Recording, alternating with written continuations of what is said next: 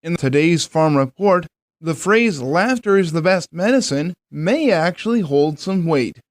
Rod Bain with the U.S. Department of Agriculture has more. Have you ever seen the movie Patch Adams, based on the true story of a doctor treating illness with laughter? Hi. Mind if I sit down? And you may remember the case of Dr. Norman Cousins, who used Marx Brothers and Three Stooges films to laugh his way into treating cancer, documented in the movie Anatomy of an Illness. Now, laughter as a treatment for illness, whether it's physical or emotional like depression, is nothing relatively new. According to West Virginia University Extension's Jane Rife, the humor goes back as a treatment with medicine to the 14th century, and we find a French physician, Henri de Mondeville, and he was a French surgeon, so he felt that humor was really an important part of healing process. He gave the family the job of telling jokes to cheer up the patient, so that's the 14th century. And throughout history, theologians such as Robert Burton and Martin Luther, philosophers such as Immanuel Kant, and physicians like William Beatty used humor to help people relax and become encouraged. So Rife and other extension experts across the country say why not include laughter as part of an overall wellness plan? Think proper breathing, diet, exercise, and the like. In fact, Rife is among extension experts who teach such a curriculum. Now, as far as laughter as a treatment tool, she says, first, it's not about what you are laughing about. It is just about laughing. Actually, the act of laughing creates a powerful protective response in the body. It relaxes the muscles, and you feel that immediately from laughter. Dopamine is the gas pedal chemical. That's the chemical which tends to make us more stressed. So it reduces it, creates the feeling that we have to take action. And it also increases the feel-good chemical, which is serotonin. Rife adds that studies that show laughter as part of a wellness regimen helps reduce levels of cortisol in the body. Cortisol at high levels contributes to weight issues in women, as well as kill brain cells and contributes to dementia. Laughter is also documented to produce killer cells against cancers. There's a lot of science that goes on, and particularly with older people and severely depressed people have been shown to benefit from humor therapy. Rife says various laughing techniques can also be learned and applied, whether it's through extension courses or even online videos. Think of it as an exercise, or as Rife puts it, laughter yoga. One of many tools that Rife says can be used to cope with illness and even improve how you feel. The thing that we find is that it's being more at peace with your situation. I'm Rod Bain reporting for the U.S. Department of Agriculture in Washington, D.C. As the nation's leading growers of fruits, vegetables, and nuts, California relies heavily on immigrant farm workers. 73% of those who work on the farms in the state of California are not citizens of the United States. Many of them are here in an appropriate and documented fashion.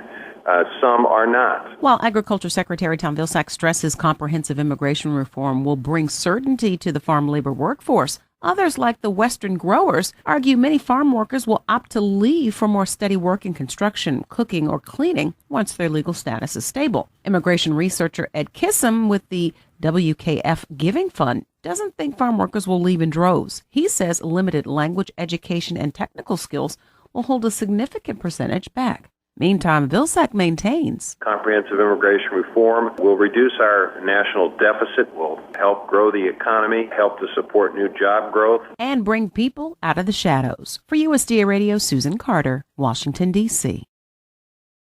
Some producers who may have suffered severe losses due to drought or other natural disasters may have some exclusions from their actual production history.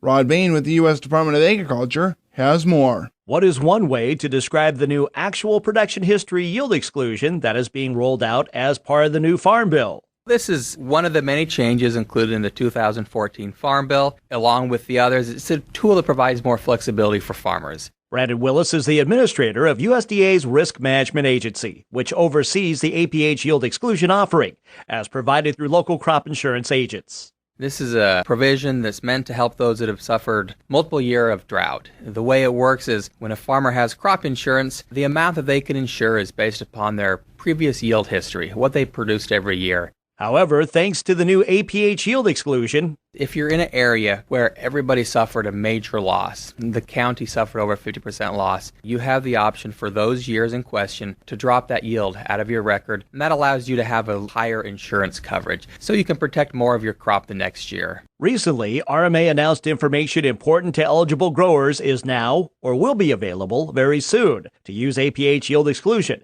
including which crops and what counties are eligible for this program in crop year 2015. The way a county qualifies is if the county average yield is less than 50% of the historical 10-year average. That takes quite a loss. You'll see that in severe droughts. A farmer can go and look online and see if their county qualifies. Adjacent counties, contiguous counties will also qualify. But that information will be online by the end of the year, early next year. Eligible crops include a range of spring-planted crops from corn and soybeans to peanuts and popcorn. That's about 75% of the acres in the crop insurance program, so we're hitting most of them, and we'll look to expand that in the future.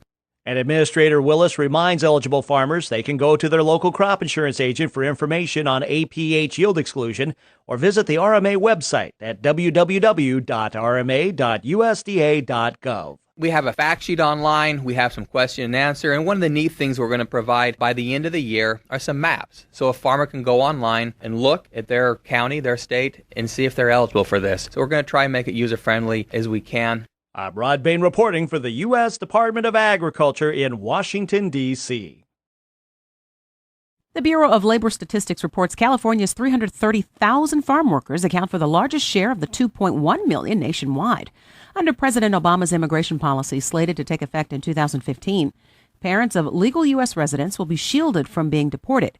It also strengthens a 2012 program to protect the deportation of those brought to the U.S. illegally as children. Agriculture Secretary Tom Vilsack says what's needed is comprehensive immigration reform. Comprehensive immigration reform will reduce our national deficit, will help grow the economy, help to support new job growth. But when it comes to agriculture, some worry the president's executive action on immigration will cause a shortage in farm workers because the new legal status will afford workers access to better paying full-time year-round jobs. Vilsack stands by that comprehensive immigration reform is what's needed and that it will help to level the playing field. And they'll be able to compete successfully. Armando Elenis, National Vice President of the United Farm Workers, adds that with proper documentation, workers will feel empowered and be more valuable.